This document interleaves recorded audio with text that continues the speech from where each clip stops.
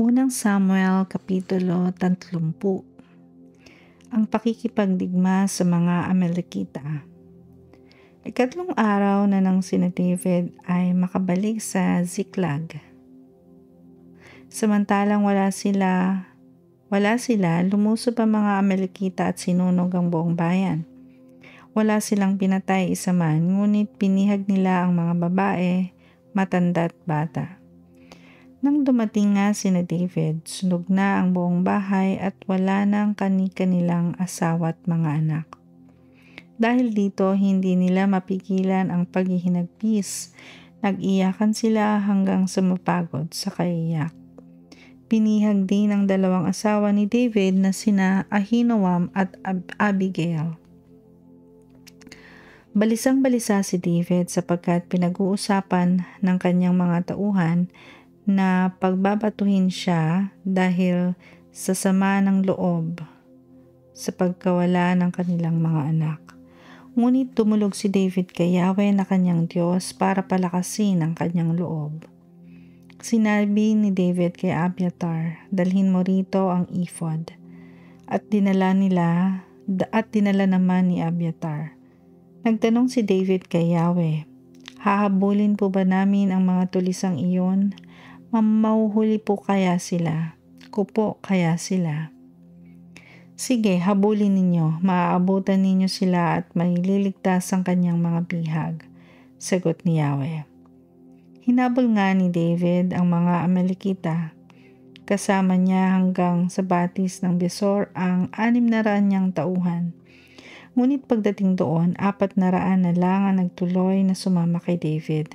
Nagpaiwan na ang 200 dahil sa matinding pagod. Sa daan may nakita silang isang kabataang Ehipsyo. Dinala nila ito kay David at binigyan ng pagkain at inumin. Binigyan nila ito ng tinapay na igos at 2 kumpol ng pasas. Matapos kumain, nanumbalik ang kanyang lakas. 3 araw at 3 gabi pa siyang hindi kumakain ni umiinom. Tinanong siya ni David, "Sino ang Panginoon mo at taga saan ka?" "Ako po'y Ehipsyong alipin ng isang Amalekita. Iniwan na ako ng aking Panginoon sapagkat 3 araw na akong may sakit.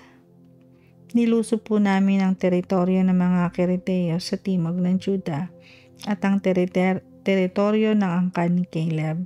Sinunog pa po namin ang buong Ziklag," sagot nito.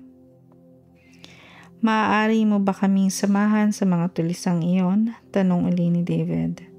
"Kung ipapangako po ninyo sa akin sa pangalan ng Diyos na ako'y hindi ninyo papatayin ni ibabalik sa dati kong Panginoon, ituturo ko sa inyo ang lugar ng mga Amalekita," sagot ng Ehipsyo. Itinuro nga ng alipin ang kampo ng mga Amalekita. Nakita ni David na kalat-kalat ang mga ito. Sila'y masasaya, nagkakainan, nagiinuman at nagsasayawan. Nagpapasasa sila sa kanilang mga samsam sa Filistia at Juda.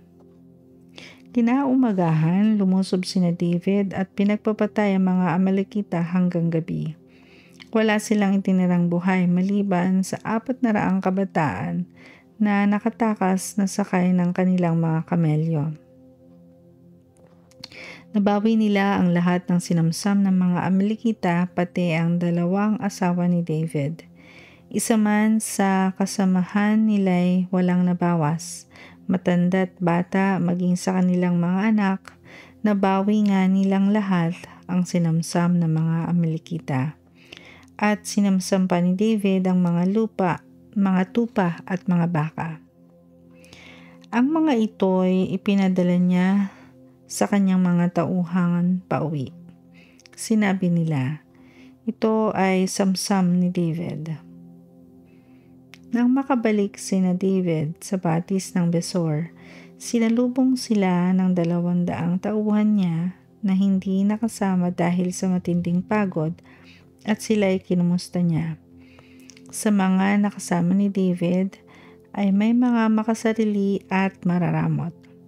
Sinabi ng mga ito, huwag nating bibigyan kahit ano yung hindi sumama sa atin. Ibigay na lang natin sa kanila ang kanilang asawa at mga anak at paalisin na natin sila. Ngunit sinabi ni David, hindi tama iyan mga kapatid. Ang mga bagay na ito ay pinagkaloob sa atin ni Yahweh. Iniligtas niya tayo at ibinigay niya sa ating mga kamay ang mga kaaway na lumusob sa atin. Kaya pare-pareho ang magiging bahagi ng lahat. Maging kasama sa paglusob o naiwan upang magbantay sa ating mga ari-arian. Mula noon, iyon ang naging patakaran ni David sa paghati ng mga samsam at ito'y sinunod ng buong Israel. Pagdating sa Ziklag, pinadalhan ni David ng bahagi ang mga kaibigan niya at ang pinuno ng bayan ng Juda. Ito ang bahagi ninyo sa mga nasamsam namin sa mga kaaway ni Yahweh, sabi niya. Pinadalhan din niya ang mga taga Bethel, Timog Ramat, Jatir, Aroer, Sifmot, Estemoa at Rakal. Gayon din ang mga taga Jerahmeel at Sineo. Pati ang mga nasa Horma, Borasan, Atak, Hebron at ang lahat ng lugar na narating ni David at ang kanyang mga tauhan.